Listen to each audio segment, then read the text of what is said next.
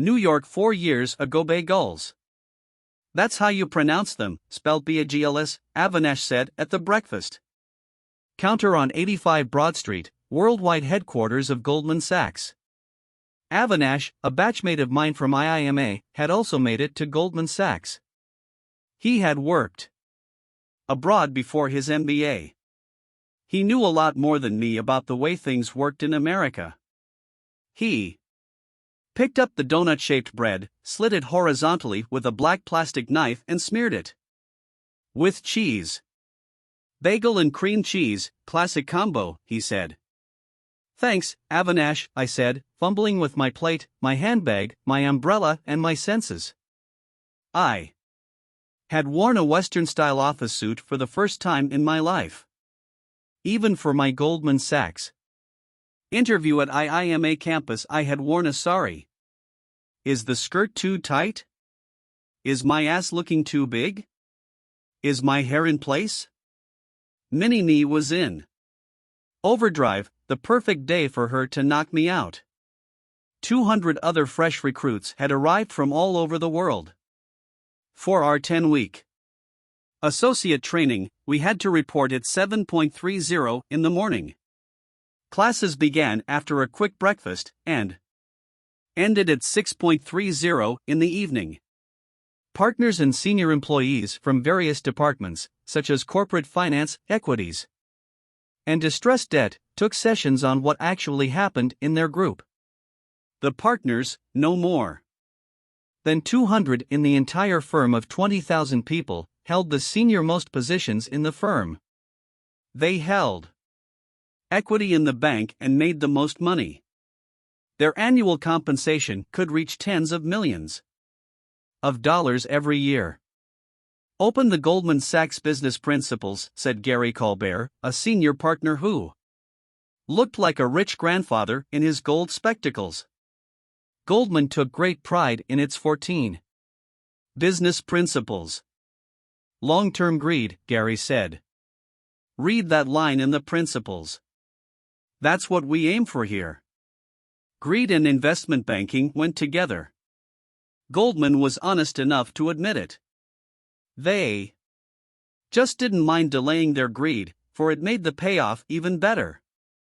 Gary recounted his journey from joining Goldman as an operations assistant 35 years ago.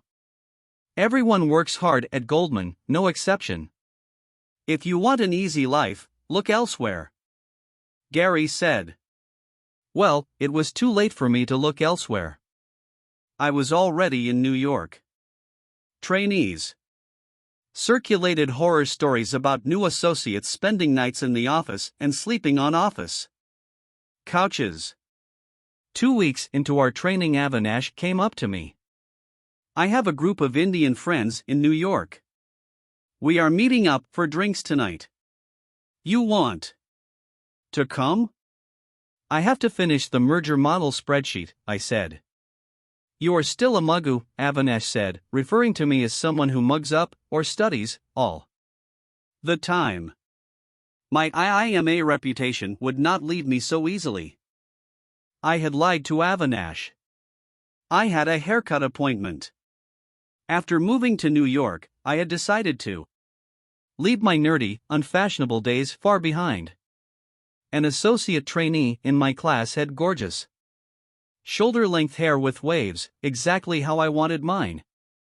She had made a booking for me at a salon on 32nd Street. Of course, I couldn't tell Avinash this. Muggu Radhika doing her hair? He would laugh in my face. The news would spread like wildfire in the IIMA alumni groups. You are in New York, will you live a little? Avinash said. Where are the drinks? I said. At Whiskey Blue. It's a bar at the W Hotel. Right opposite the Benjamin Hotel, where you are staying. Some problems in the world seem to exist solely for women. Like not having anything to wear. I realized I had nothing nice for tonight. I am not sure, let me see, I said. What let me see? Just come, Muggu, he said. For the rare breed of girls like me that hates shopping and has serious retardation in the areas of the brain that help you pick a dress, Banana Republic is the answer. Hi, miss. God, you have a gorgeous color, one of the African American female sales assistants said. Say that to my mother. She stays up at night wondering who will marry me with this skin color. I have to go for drinks with some friends, I said, and I suck at shopping. Can you help? When you have no clue, best to surrender. The only shopping I ever did in my life was for textbooks. I'll take care of you, girl, the shop assistant said. She picked a navy blue lace dress for me. It fit well, but ended mid-thigh. Too short? I said. Not at all. It's summer. You look lovely, she said. Even though she was paid to say it, it felt good. I would wax those legs, though, she added. Ouch. That hurt. Unless you like it natural, the salesperson corrected herself, switching back to classic American political correctness. I entered Whiskey Blue at 9. The plush bar and lounge had decadent leather sofas and dim lighting. Avinash noticed me first. Hey, you are late, he said, and wow. What? Your dress. I almost didn't recognize you. Was that an oh my god, you look good wow? Or was it a what the fuck are you wearing? Wow. Before I could ask, he introduced me to the others. That's Ruchi, Ashish, Nidhi, Rohan, and our dreamer philosopher, debut, Avinash said, and this is Radhika, guys, my batchmate from IIMA, top mugger, and now at Goldman Sachs, like me. Fuck you, Avinash. She doesn't look like a mugger, debut said. He shifted to make space for me. We occupied 2 sofas. Ruchi, Ashish, and Nidhi sat on one. Rohan, Avinash, debut, and I sat on the opposite side. The waiter asked for my order. I don't really drink a lot, I said. Don't worry, they only give you 1 glass at a time, debut said. I smiled. He looked into my eyes. He did have a philosopher look about him, with his beard and uncombed hair. Wine, he said. It's light. Sure, I said. A glass of Shiraz for the lady, debut said to the waiter. Nobody had ever ordered Shiraz for me, which I later learnt is a type of grape. Nobody had ever referred to me as a lady either. Cheers, debut said once our drinks arrived. Everyone lifted his or her glasses. Debut continued, to the fresh off the boat people, Avinash, Rohan and Radhika. Welcome to the USA, welcome to New York. I learned more about the others. Rohan had come from IIMC. He had a job at Morgan Stanley. Nidhi and Ashish were dating each other. They had worked at Merrill Lynch for 2 years. At one point, when the others were lost in conversation, debut turned to me. Goldman Sachs, eh? That's a big deal. What is it like? Debut said. It's okay, I said. I am still in training. Most of it is going over my head. How about you? Are you in a bank too? Debut laughed. Far from it. I am not a numbers guy at all. I work in BBDO, an advertising agency on Madison Avenue. That is so cool, I said. The only somewhat creative career I could find. Where are you from? I said. I grew up in Kolkata. Then went to SRCC in Delhi, then did my master's here. I cut him mid-sentence. SRCC? You went to SRCC? Which batch? I graduated 3 years ago, he said. What? You are 1 batch senior to me. We realized that despite attending the same college, we had never seen or met each other. Sorry, I can't recall seeing you, I said. I was under the influence. Justifying the use of grass to stimulate my creativity. So I don't blame you. I studied most of the time. I don't blame you, I said. Both of us laughed. A little bit of wine from my glass spilt on my leg.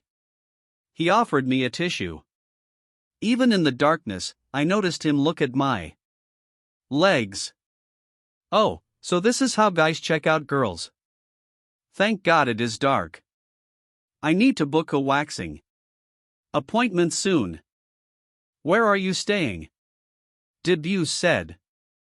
Right across, at the Benjamin Hotel. Only for training, though. We'll look for an apartment soon. He lit up a cigarette. He offered me one. I declined. Can I say something? He said. Sure, I said. That is a nice dress you are wearing, he said. Oh, thanks, I said. The mix of compliments and wine made me giddy. But if you want me to cut the price tag, I can. $69.95. Goodbye, he said. He pointed to the tag, still attached to the back of my dress. My face color changed to match that of the red wine. I had never been so embarrassed in my life. Or I can let it be if you want to return the dress. The return policy is great in the USA, Debut said. I fumbled to find the price label on my back. He laughed, picked up a cutlery knife from the table and cut the tag.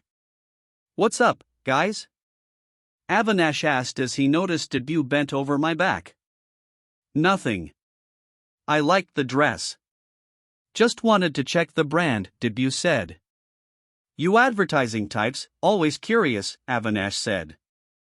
Post-drinks the group decided to go to Ray's, a famous place for pizzas. What's your favorite cuisine? Debut asked me as he ate his pizza slice. I had no favorite cuisine. I couldn't say Indian. It sounded too unfashionable. Chinese, I blurted out. I know a great Chinese place. Would you like to go sometime? Did he just ask me out? Nobody has ever asked me out. Thank you, Banana Republic. Oh. Maybe he is just being helpful. He is saying he will tell me of a Chinese place I can go to sometime, alone. Is that what he means? He looked at me, waiting for an answer. Say something, Radhika. Huh? Yeah, why not? You can tell me the address, or if they deliver. I meant with me. Oh, I said and became quiet. Say something else, you stupid girl. Yeah. Just you and me, Debut said. My heart began to beat fast. Is this what people call a date? Can I ask him to clarify? Okay, I said, letting out a huge breath, we can. Next Friday, he said. Thoughts darted across my head. Isn't he too forward? Wait, he is just fixing a time. Else how will it ever happen? Will it look too cheap and desperate if I say yes? Will he think I am a slut? Why is there no user manual for how girls should live on this planet? Friday? I said and shut up, like a bimbet. He must be wondering how Goldman ever hired me. Yeah. Weekend. No office next day, he said, his voice uncomfortable. He didn't know if I was trying to blow him off or just being the usual idiot that I am. Okay, I said. The effort it took me to say that okay felt like lifting 7 heavy suitcases. Cool. I will message you the time and address. Sure, I said. Only if I have your number, he said. Oh, of course. I'll give it to you, I said.